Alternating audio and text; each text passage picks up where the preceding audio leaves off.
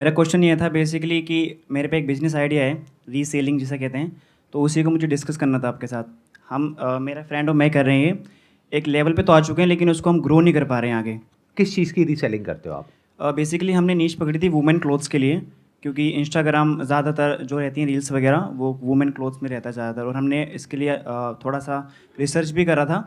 तो ज़्यादातर मेल्स नहीं खरीदते हैं ऑनलाइन, मतलब फीमेल्स वगैरह ज़्यादातर स्क्रॉल्स करती हैं, तो उनका इंटरेस्ट ज़्यादा रहता है और इसमें मार्जिन भी काफ़ी अच्छा रहता है। और हमें एक अच्छे सेलर्स भी मिल चुके थे, क्योंकि सप्लायर्स का सबसे बड़ा मैटर रहता है इसमें, क्योंकि कस्टमर जैसे तैसे आ तो जाता है एडवर्टाइजमेंट के संग, लेकिन वो सीओडी मांगता है, कैश ऑन डिलीवरी। तो मैक्सिमम जो सेलर होते हैं वो नहीं देते हैं सीओडी, वो प्रीपेड लेते हैं, जहाँ पर कस्टमर का फिर ट्रस्ट इशू के कारण वो ऑर्डर प्लेस नहीं करता है। तो हमने काफ़ी रिसर्च के बाद कुछ ऐसे सेलर भी ढूंढे जो सीओडी अवेलेबल करा रहे हैं। अब सब कुछ सही चल रहा है, बट एक लेवल पे आ चुका है, मतलब कि महीने के 10,000 से ऊपर नहीं जा पा रहे हैं। तो उसी के रिगार्डिंग डिस्कस करना था। 10,000 प्रॉफिट या 10,000 की सेल? प्रॉफिट सेल तो हमारी 30,000 की हो जाती है। बेसिकली स्टार्टिंग में हमने मार्जिन ज़्यादा रख लिया था, बट ऑर्डर जो प्लेस हो रहे थे वो काफ़ी कम हो रहे थे देन, फिर हमने अपने मार्जिन को कम कर लिया। किस तरह के क्लोथ्स होते हैं आपके उसमें जो आप सेल इसमें करते हम हैं? नॉर्मली जैसे कि कैजुअल हो गए, और ये डिपेंड करता है सीजन वाइज भी। जैसे अभी होली आ रही है तो हमने वाइट कपड़ों को ज़्यादा प्रेफरेंस पर रखा है, क्योंकि होली आती है तो उसके अकॉर्डिंगली तो वो डिपेंड करता है। तो आप ऐड भी उसके हिसाब से चेंज करते रहते जी हैं? बिल्कुल। उसमें ऐड वगैरह में हम सबसे हाईलाइट ये करते हैं कि हम कैश ऑन डिलीवरी दे रहे हैं, मतलब जो मेनली जो चीज़ें रहती हैं जिससे कि कस्टमर अट्रैक्ट हो गए ऑर्डर प्लेस कर दे। ऑर्डर आने के बाद काफ़ी कस्टमर को ये इशू रहता है कि रिटर्न कर दो, तो सप्लायर भी डिपेंड करते हैं कि वो रिटर्न पॉलिसी दे रहे हैं या फिर रिप्लेसमेंट पॉलिसी दे रहे हैं, उसके अकॉर्डिंग। काफ़ी बार कस्टमर कहते हैं कि हमें एक्सचेंज करना है, रिटर्न नहीं करना है, बट सप्लायर के पास होता नहीं है, तो एक ये भी इशू आ जाता है। तो मतलब इस प्रकार के काफ़ी इशू आते हैं, तो मुझे वही क्वेश्चन था, इसको हम ग्रो कैसे कर सकते हैं, या फिर इसका कोई विज़न है भी या नहीं है। तो आप ड्रॉप शिपिंग के थ्रू कर रहे हो क्या इसको? नहीं, ड्रॉप शिपिंग बेसिकली हमने अभी तो कोई वेबसाइट वगैरह नहीं क्रिएट करी है, क्रिएट कर रहे हैं, मतलब अभी वर्किंग है उस पे। हमने स्टार्टिंग में ये सोचा है कि जितना कम हम कर सके उतना सही है। जैसे कि फॉर एग्जांपल हमारा क्या रहता है कि हमने बेस्ट क्लोथ ढूंढ लिए, मान लीजिए 199 में। उसके बाद हमने इंस्टाग्राम पर पोस्ट डाली, और जो बेस्ट पोस्ट हमें लगती है, मतलब हमारे फॉलोवर्स भी हैं इंस्टाग्राम पर 200 रुपीज़ 200, तो स्टोरी डालते हैं, तो स्टोरी के अकॉर्डिंग हम बहुत सारे आउटलेट डाल देते हैं जिस पे ज़्यादा लाइक आते हैं, उसी के ऊपर हम ऐड चला देते हैं। तो उसके अकॉर्डिंगली हमारे पे ऑर्डर आ जाते हैं व्हाट्सअप वगैरह पर, हम नंबर वहाँ मेंशन करते हैं अपना, कॉल्स भी आती हैं काफ़ी। तो एक ये भी है कि हम कन्विंस नहीं कर पाते उनको, वो पूछते हैं कि आप मैन्युफैक्चरर हैं या सेलर हैं, आपकी शॉप कहाँ पर है, तो वहाँ पर थोड़ा सा हमें इशू क्रिएट रहता है। आप ये काम कब से कर रहे हैं? अभी 6 महीने ही हुए हैं बेसिकली। दूसरी चीज़ ये है कि हमने सोचा कि ऑनलाइन बिजनेस तो काफ़ी सारे हैं, ज़्यादातर यूट्यूबर वगैरह, तो हमने ये रीसेलिंग का ज़्यादा अच्छा लगा हमें। इसमें सबसे अच्छी चीज़ क्या है कि हमारे पे स्टॉक नहीं रखना है, हमें कुछ वेयर हाउस नहीं है कुछ, बस हमें बेस्ट प्रोडक्ट चूज़ करके उसका एडवर्टाइजमेंट चलाना है, और कम से कम मार्जिन अपने रखना है, जिससे कि कस्टमर को भी ज़्यादा इशू ना रहे। आप कहीं से माल खरीद करके नहीं बेच रहे हैं, आप ये कह रहे हैं कि कोई सेलर है जो उस प्रोडक्ट को भेज रहा है कस्टमर के पास में और सीओडी भी वही दे रहा है। बिल्कुल।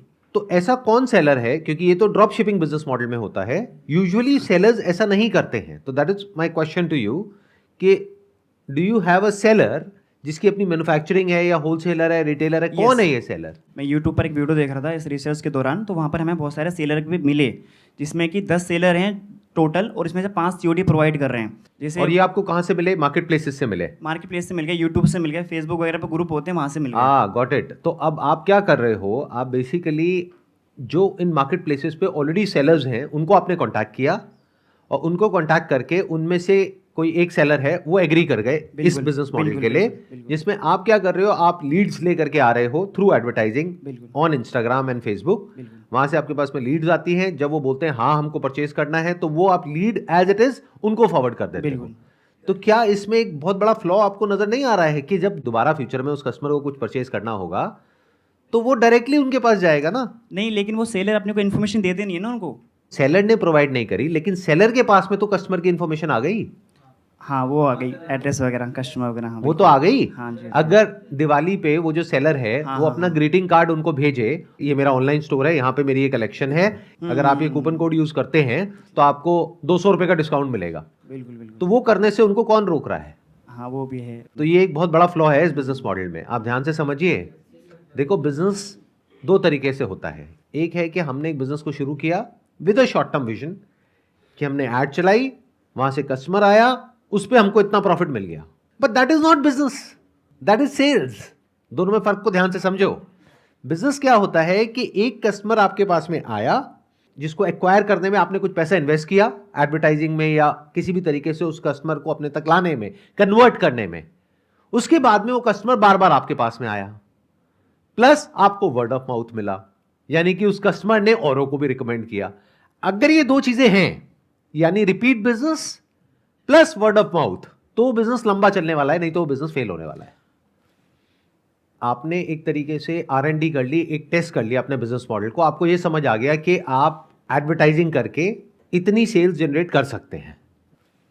जैसे आप कह रहे हैं कि 30,000 रुपये महीने की हम सेल करते हैं, 10,000 का प्रॉफिट होता है, तो ऐड में आप कितना पैसा लगाते हो?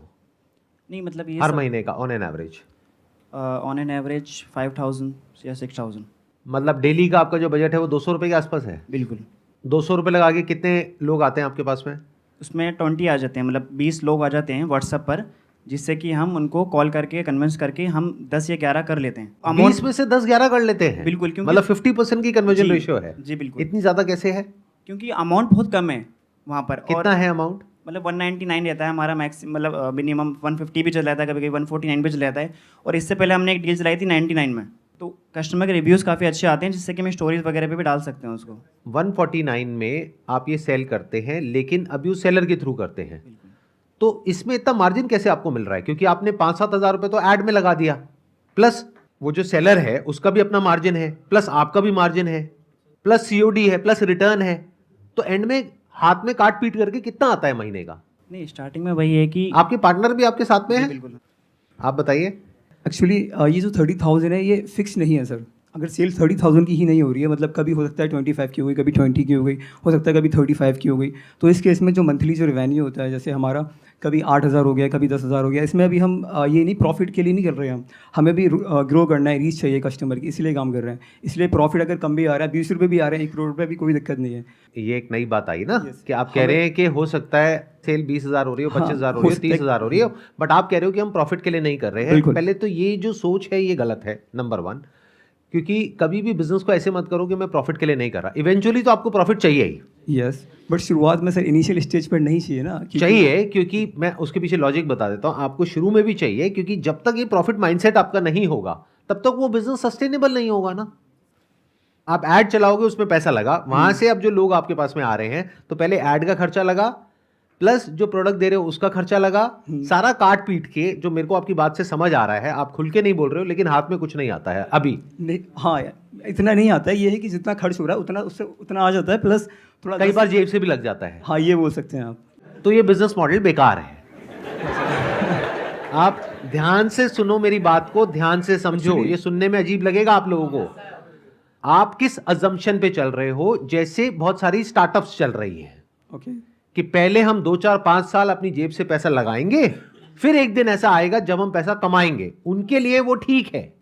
क्यों? क्योंकि पीछे उनके इन्वेस्टर्स बैठे हैं जो पैसा लगाने को तैयार हैं। आई एम अज्यूमिंग कि आप दोनों के पास में कोई फंडिंग नहीं है, कोई इन्वेस्टर्स नहीं वर्क है। फ्रॉम होम कर रहे हैं। तो अगर आज आप पैसा नहीं कमा रहे, आप इस अजम्पशन पे चल रहे हो कि एक प्रोडक्ट मैंने 300-400 का बेचने की कोशिश करी, नहीं बिका, 150 का बेचा, बिक गया, लेकिन फ्यूचर में मैं इसको 300-400 का बेच लूंगा।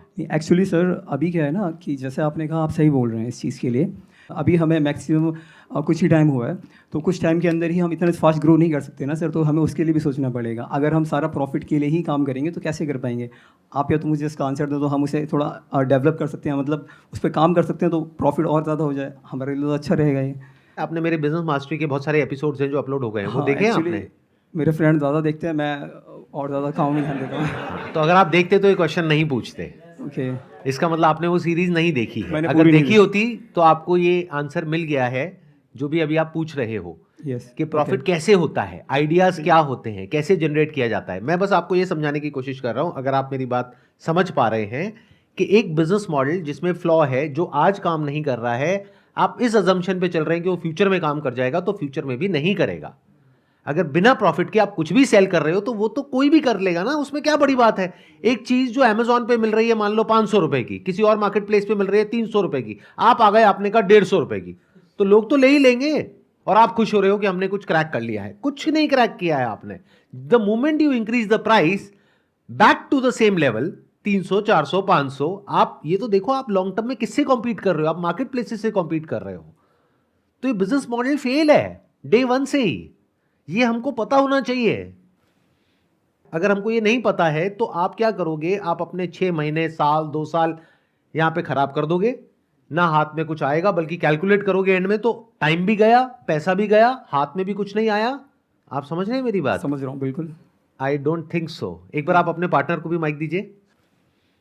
आपको क्लियर हो रहा है मैं क्या कह रहा हूं? नहीं, अब थोड़ा क्लियर हो रहा है मुझे, आप बिल्कुल ठीक कह रहे हैं, क्योंकि आगे जाकर हमें वही प्राइस पड़ जाएगा अगर हम सारे अपने खर्चे निकालेंगे तो। कुछ भी यूनिक नहीं है आपके पास में ऐसा कि कस्टमर बार बार आपके पास में आए।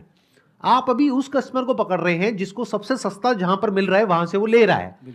तो कल आपके जैसे और कोई आ जाएंगे, उनसे ले या अभी भी होंगे ऐसे लाखों लोग जो सेम ऐसी ही सोच के साथ इंस्टाग्राम पे और इधर उधर एंटर करेंगे कि मैं अभी फिलहाल पैसा नहीं कमाऊंगा, सस्ता बेचूंगा, तो आपके प्रोडक्ट बिकने बंद, क्योंकि आपका है 200 रुपए का, उसका है 150 रुपए का। और उसको भी 6 महीने बाद समझ आएगा कि इसमें कुछ नहीं पड़ा, फिर 6 महीने बाद और 100 नए आ जाएंगे। तो आपको करना क्या है, पहले आपको एक बिजनेस मॉडल को क्रैक करना है, जो अभी आपने क्रैक नहीं किया है। अभी आप लॉस में एक प्रोडक्ट को बेच रहे हैं, ये उनके लिए अच्छा है, मेरी बात को ध्यान से सुनना, ध्यान से समझना, उनके लिए अच्छा है जिनके पास में पीछे बहुत पैसा है।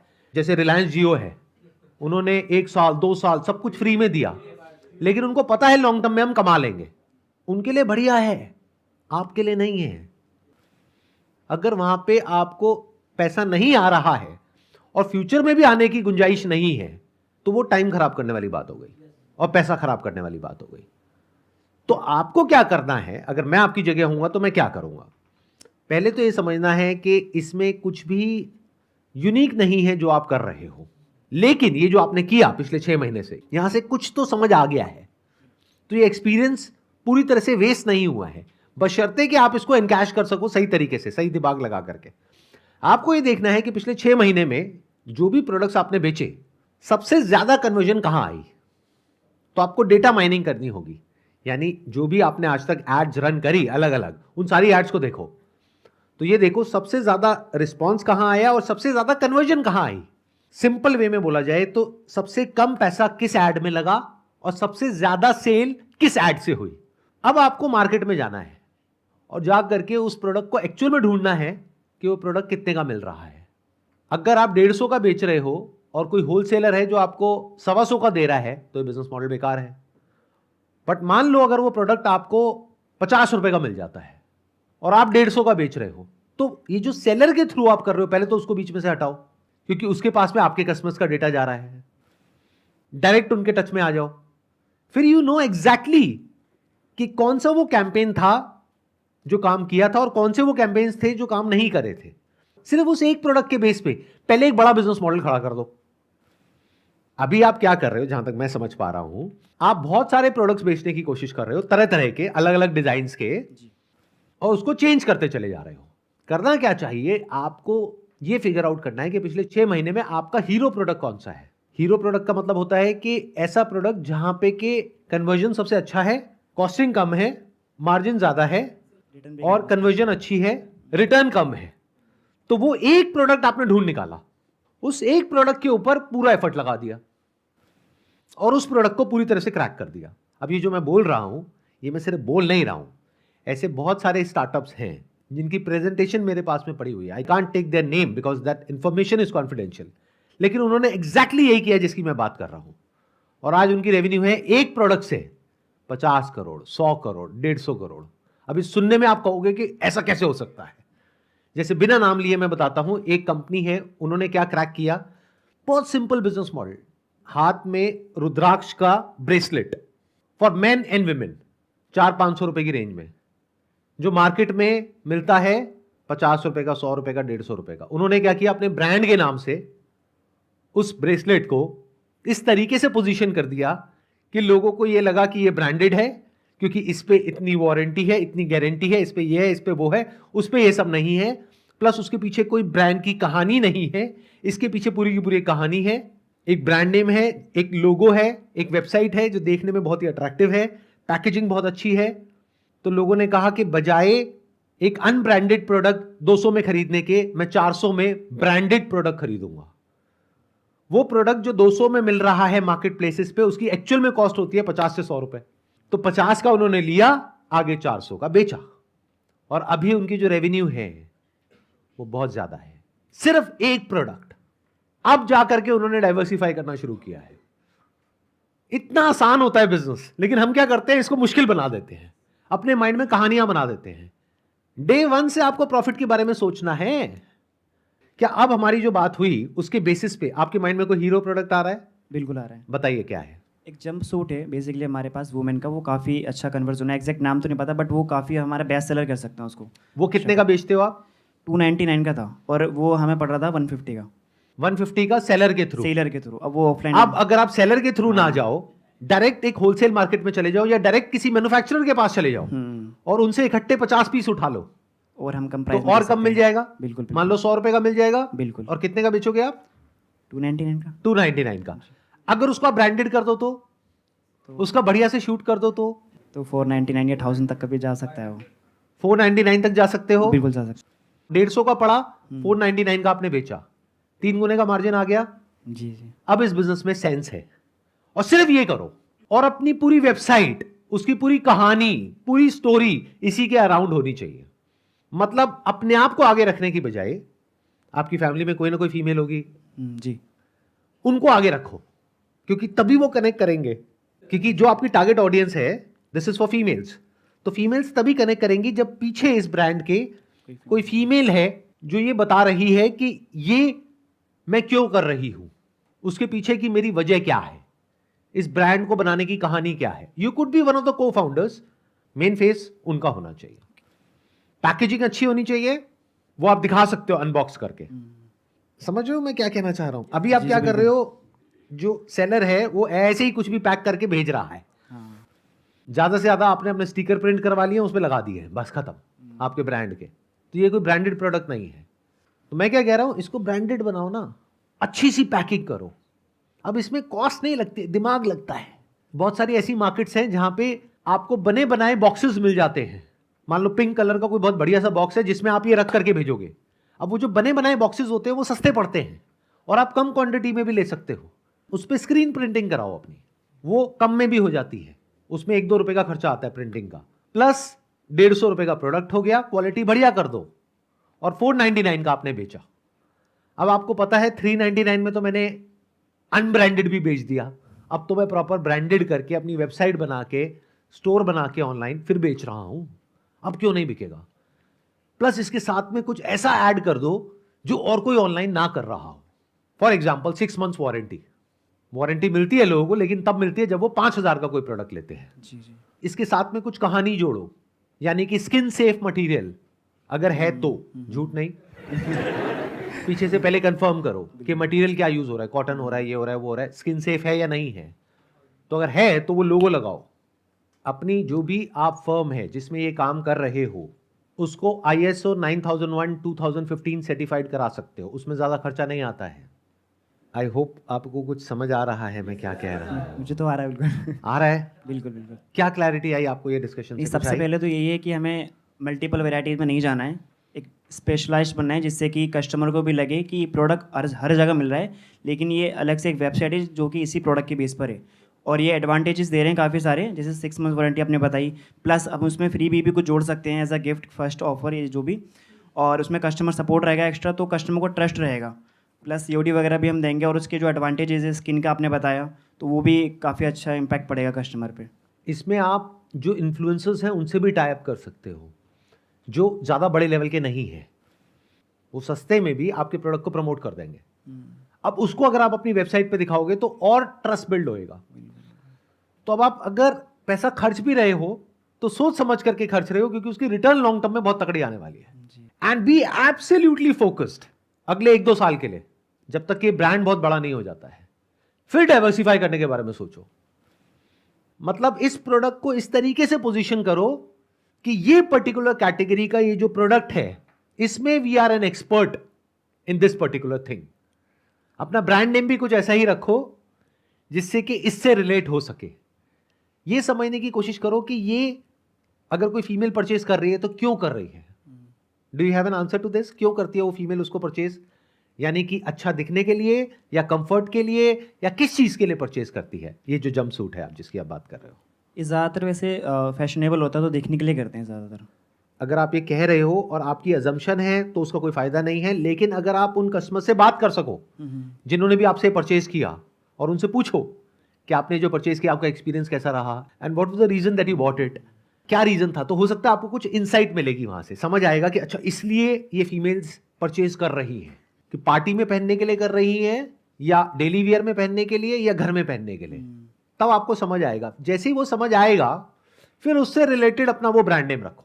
फॉर एग्जाम्पल फैशन, इसको आप ट्रेडमार्क करा सकते हो, उस पर टीएम लिखा होगा, वो 2 दिन में हो जाता है। तो फैशन टीएम, को फाउंडर कौन है, जो एक फीमेल है, आप कौन हो, आप भी को फाउंडर हो। इस तरीके से पूरी की पूरी एक वेबसाइट बन गई जहां पे कुछ थोड़ा बहुत इन्फ्लुएंसर्स हैं, उनकी भी रील्स डल गई। तो जैसे ही आपके स्टोर के प्रोडक्ट पेज पे कोई जाएगा और आगे स्क्रॉल करेगा तो वहां पे वो रील्स दिखेंगी। अगर ऐसी 2-3 भी दिख गई तो उनके माइंड में क्या आएगा कि मैं अकेली नहीं हूं, सभी ये यूज कर रहे हैं। और आपने कोई बहुत बड़ी इन्फ्लुएंसर को हायर नहीं किया, किसी छोटी इन्फ्लुएंसर को हायर किया जिसकी प्रेजेंटेशन स्किल्स अच्छी हैं, उनको 10,000 रुपए आपने दिया। ऐसे अगर आपने 3 इन्फ्लुएंसर से भी टाइप कर लिया, 30,000 रुपए की इन्वेस्टमेंट प्लस शॉपिफाई आपने स्टोर बनवाया प्लस थोड़ा सा आपने स्टॉक रखा अलग अलग कलर्स में, अलग अलग साइजेस में, तो आपकी इन्वेस्टमेंट बहुत ज्यादा नहीं हुई इस पूरे गेम में, लेकिन जो फ्यूचर में हो सकता है उसकी पॉसिबिलिटी बहुत बड़ी हो गई।